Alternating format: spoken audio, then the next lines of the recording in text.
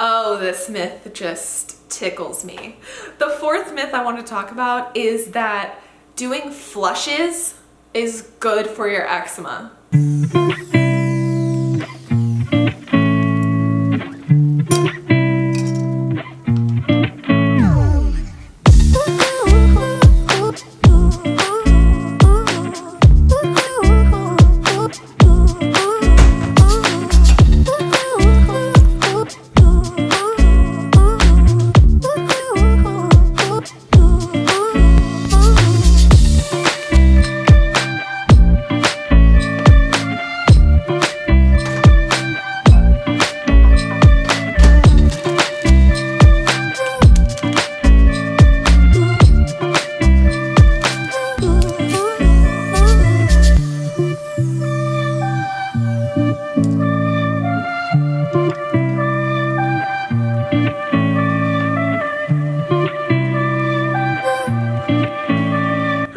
Welcome back to my channel. Today we're going to be talking about 5 different eczema myths that you guys might not know about. The very first myth we're going to talk about is one that you hear very often, especially if you go to a dermatologist, which is your eczema is caused by allergies. And that is just so far from the truth. Especially when they try to tell you that these allergies are environmental. For example, you're gonna sit there and make sure that you don't have a cat, a dog, that you change your detergent that you wash your clothes with, that you avoid every food under the sun. They're gonna tell you that you can't go outside because you're allergic to pollen. Oh, but also you need an ozone machine because you're allergic to dust. And you do all of these things and you still have eczema and you're like, what the heck, what am I allergic to? So then you go get a patch test and you get all of these different things tested on your back. You're completely blotchy everywhere, you feel awful, and your eczema's still there. That's because this is a huge myth. Eczema is so much more complicated than just environmental allergies or food allergies. Eczema is completely internal. It has to do with a lot of different organs. It can do with your gut, your liver, your immune system. It can do with your adrenal gland. It's really complex and very internal. So when they try to tell you that things are environmental that are causing your eczema, they're very incorrect. There can be a lot of things environmentally that are flaring your eczema, like aggravating it, but it is not the cause from your eczema, and getting rid of those things isn't going to get rid of your eczema. Eczema is very complicated, and to get rid of it, you have to decipher whether or not you have stress-induced eczema, whether you have candida, whether you have an overworked liver, or if you have topical steroid withdrawal. These are a lot of the major factors that go into eczema. The second myth we're going to talk about is that topical steroids do anything to actually help your eczema. Boy. I do get a lot of people that say, hey, without topical steroids, I would have been in a really bad place. I hear you, I see you, but that's just not the solution, and it's actually a very, very basic medical solution. So, diving into the biology of eczema, you have an adrenal gland, and your adrenal gland can produce natural steroids. And your inflammation is way greater than what you need, like what your body can produce of those natural steroids. So basically what you need is an equal amount of anti-inflammatories, which are natural steroids, as you have inflammation. They have to be level, they have to be able to combat each other. If your inflammation is so high that your adrenal gland can't keep up, that is when the researchers, whoever, decided that, oh hey, let's just supplement with steroids. I don't know why they didn't take it a step further and was like, where's the inflammation coming from? What other organs or systems are going into this? Because that is such a basic, simple idea to help people. And in reality, you're actually just causing your adrenal gland to become dependent on these steroids. So a lot of people, especially if they're older and they use topical steroids consistently, they end up with something called TSW, or topical steroid withdrawal, that shows up on their neck, face, and chest. And it's actually really tragic to go through and very difficult to heal from. So I just think it's a myth that that's a solution. I don't think dermatologists should be providing that as a solution to any form of skin issue. This is gonna be a very interesting myth for you guys to hear. The third myth that I wanna talk about is the only way you can heal your eczema is through diet. I actually believe that that's a myth because I refuse to believe that it's just diet that allows for people to heal. There's occasions. I will say the first time I had eczema and it was really severe, I was able to heal it through diet, but you know what? It came back. And so I think the long-term solution to eczema actually has to do with your mind, body, and emotions. It has to do with a lot more than just diet. And to say that diet heals eczema is to assume that diet heals everybody's eczema, which just isn't true.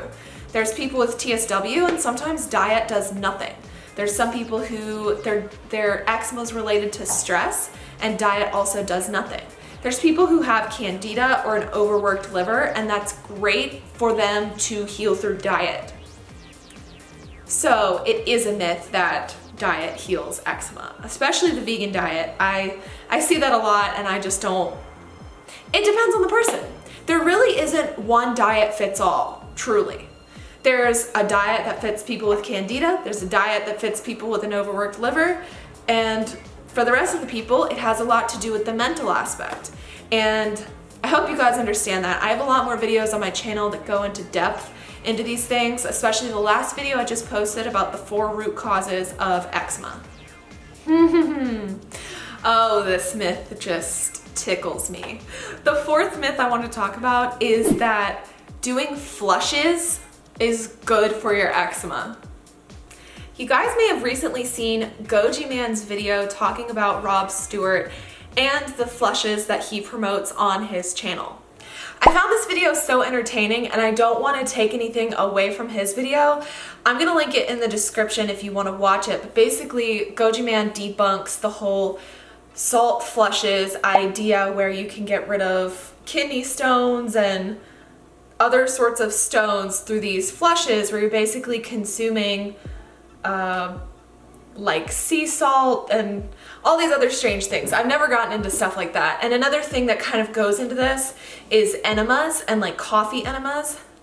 I do not want you guys doing anything extreme to your body, especially if you haven't talked to a doctor or a naturopath about it. All of these extreme measures are quite stressful on the body. First off, let's debunk it. The salt flushes and all of that just isn't true. You're not actually getting rid of any stones or anything. You'll see that in Goji Man's video. But as far as like coffee enemas and doing all sorts of these extreme things to your body, I can't stand behind it. It's not promoting a healthy gut in the way that eczema needs. You have to be very gentle on your body when you have eczema. I like to increase fiber, give you guys probiotics, make sure that you don't have candida. I want you guys to love your body and do things that are kind to your body. Things like fasting is actually a form of stress and it causes your cells to turn over. And I think that's helpful, but for people with severe eczema, it can be a little much for the body to go through, especially when you're somebody who stress has induced your eczema. So I'm not a fan of those things and I do not stand behind them. The next and final myth I want to talk about is the idea of moisturizing your eczema as the holy grail of healing it. Moisturizing your eczema and exfoliating your eczema can heal it. No, myth busted, bam. No. Moisturizing your eczema for a lot of people can actually cause irritation, redness, and can prevent healing. A lot of people actually benefit from going moisture free. I don't believe in the NMT, no moisture treatment, which actually prevents you from drinking water, but I do believe that going without moisturizer can benefit a lot of people as long as your skin isn't cracking and bleeding. As far as exfoliation, I don't believe in it at all when your eczema is trying to heal. Exfoliation can be very triggering for people with eczema. It can lead to furthering the itch scratch cycle, which is kind of like a biological and psychological addiction to itching and scratching. And exfoliation is not good because you want to leave the flakes where they are. Those flakes are like scabs. You need to just leave them alone. Think of it in your head as a scab and do not flake them off. They're actually protecting the skin underneath that's just trying to heal. So the flakes are a huge sign of healing. Red, flared skin that feels bad and itchy and is smooth is actually one of the first stages, and dry, flaky skin is a huge sign of healing. I actually have a tiny patch of candida-related eczema under my armpit right now. I'm laughing a little bit because, first off, this is my only patch that I have at this moment, which is a miracle.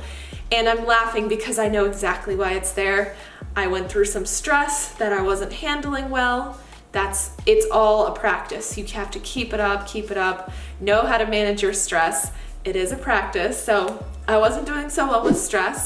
I was eating things that had like agave syrup, things that would feed candida, and I've been working out a lot more. So the sweat is changing my skin bacteria that lives here, and I have a tiny patch. So I woke up this morning and the patch had dried over, and I was very excited because it had just been red and smooth and angry all week. If you can think of anything else you want to ask me, put it in the comments down below. Any myths that you heard, any ideas about eczema, and I can share my opinion. Thank you guys so much for watching, and if you haven't, please subscribe to my channel and give this video a big thumbs up. See you guys in my next one.